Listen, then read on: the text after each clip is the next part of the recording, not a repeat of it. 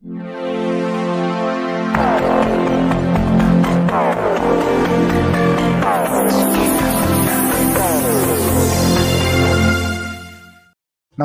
ಸಾಮ್ ಟಿವಿ ವೀಕ್ಷಕರಿಗೆಲ್ಲ ಇಂದಿನ ಸುದ್ದಿ ಸಂಚಿಕೆಗೆ ಸ್ವಾಗತ ಸುಸ್ವಾಗತ. ಮಧ್ಯರಾತ್ರಿ ಕಳ್ಳರ ಓಡಾಟ ಸಿಸಿ ಕ್ಯಾಮೆರಾದಲ್ಲಿ ಸೆರೆ.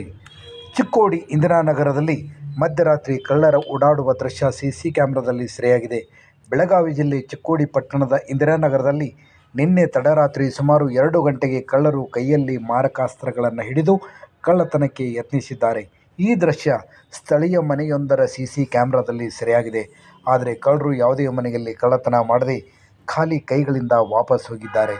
ಸದ್ಯ ಈ ಕಳ್ಳರ ಓಡಾಟ ದೃಶ್ಯ ಇಂದಿರಾನಗರದ ಜನರನ್ನು ಭಯಭೀತರನ್ನಾಗಿ ಮಾಡಿದೆ.